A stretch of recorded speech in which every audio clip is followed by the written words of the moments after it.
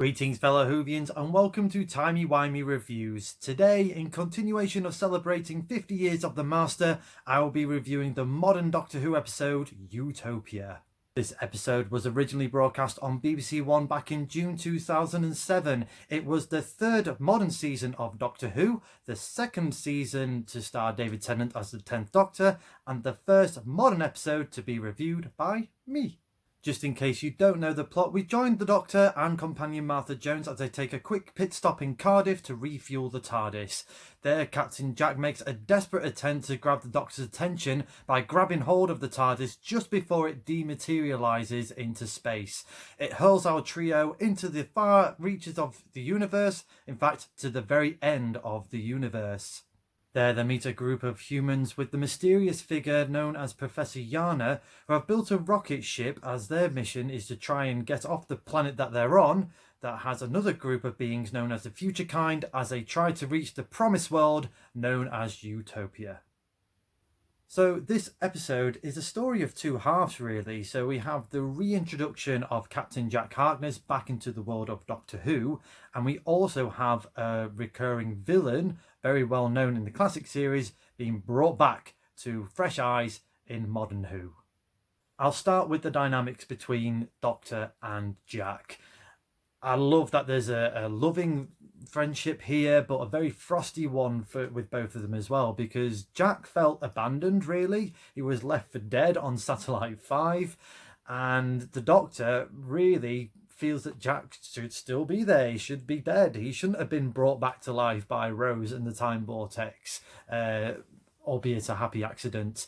But I did like the loving embrace that they had when Jack discovered that Rose is still alive.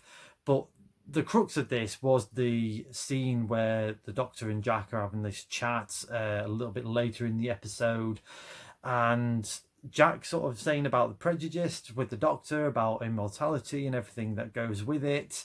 And yeah, the Doctor just finding all kinds of wrong. You know, it's a gut instinct that Jack is a fixed point in time now and really shouldn't be here, shouldn't be coming back to life. Brilliantly acted by both David and John. On a side note, huge props to the director of this story, Graham Harper. If you didn't know, he directed two classic stories in Doctor Who, Caves of Androzani and Revelation of the Daleks back in the 80s. It was really nice to bring him back to direct some modern Doctor Who episodes as well. I thought he captured some brilliant dynamics here, mainly of the Doctor and Jack. Two standout shots for me was the shot of the Doctor looking very stoned-faced at Jack when he asked him what kind of man are you becoming, or you've become, just before they get chased by the human and the Future Kind. And there was another shot, just a couple of shots later, of the Doctor and Jack just running at full pelt away from the Future Kind. And I don't know if this was done intentionally or not, or just keen director's eye, but the Doctor and Jack running side by side, it just felt like David and John were competing with each other. I'm pretty sure I've heard somewhere a story that they were competing of who can run the fastest, and you saw that in a few shots here, and I just loved it. Brilliant stuff. Let's talk about the second half of this story though, shall we? Which is all about Professor Yana. What a coup to have the legendary actor that is Sir Derek Jacobi to be Professor Yana. I loved his character. Such a nice gentleman, really, trying to keep everything together in this little conglomeration of humans, trying to get the rocket to go for you so they can go to the planet Utopia, just, you know, keeping things together, but knowing that there was little to no hope. And then things start to unravel, don't it, for him? You know, he's hearing all these buzzwords about the Doctor, the TARDIS, regeneration, Daleks. And then he starts to see the fob watch, this broken watch that it was for him, but as you know, that we know from previous episodes of season 3, that it is an actual fob watch that was used to disguise the Doctor as a human. And then you get this big reveal, and also the little nostalgia sort of clips that you hear previous incarnations of the Master. I've heard Anthony Ainley's laugh. And then Roger Delgado saying, destroy him and give him his powers to me. You know, I love all that. It was, you know, before nostalgia became even more popular now. It was so cool then, so cool now. So yeah, we have the big reveal that he is the Master. And we have a little bit of evilness come from Derek Jacobi. I could have easily have had more. I could have easily have had another episode just to see him being the Master.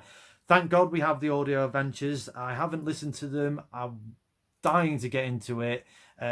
Something that I'm definitely pledging for this year. I'm going into the audio adventures, especially listen to some of the War Master adventures as well. And if that wasn't exciting enough, we get a regeneration as well. As much as I enjoyed seeing Derek Jacobi's incarnation of the Master, we get a new incarnation of the Master with John Sim.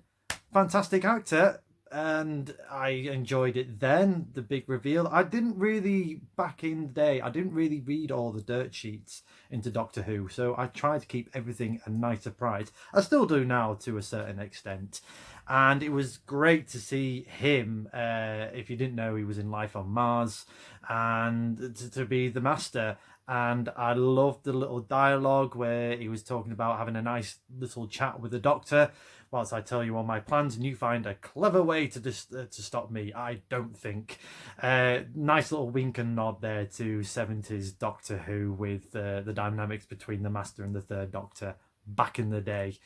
And yeah, the cliffhanger as well, amazing. Again, one of my top cliffhangers, where we see the Doctor going away in we see the Master going away in the Doctor's TARDIS, whilst the Doctor, Martha and Jack are stuck at the end of the universe with the future kind being stormed into the silo. You know, is a brilliant cliffhanger to end on.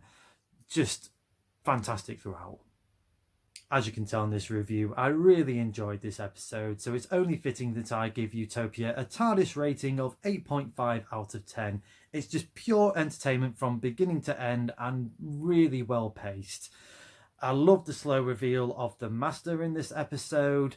Even the cheesy sort of an acronym of Yana being "You Are Not Alone." I'm fine with that. I don't know if anyone else found that a bit too cheesy or a little bit too far. But yeah, let me know in the comments what you thought with that. But for me, it was a great episode for a nice build up for things to come in the season 3 finale. Thank you very much for watching. I hope you enjoyed it. Let me know in the comments below what you thought of Utopia and what other classic or modern Doctor Who episodes and stories you would like me to review in the future. Please feel free to like the video, share the video and subscribe to the channel. Next time on Timey-Wimey Reviews, I'm going to take a little bit of a break from reviewing Doctor Who episodes and stories. Instead, I'm going to reveal my top 5 Dalek stories. Until then, as the Master once said, as one door closes, another door opens.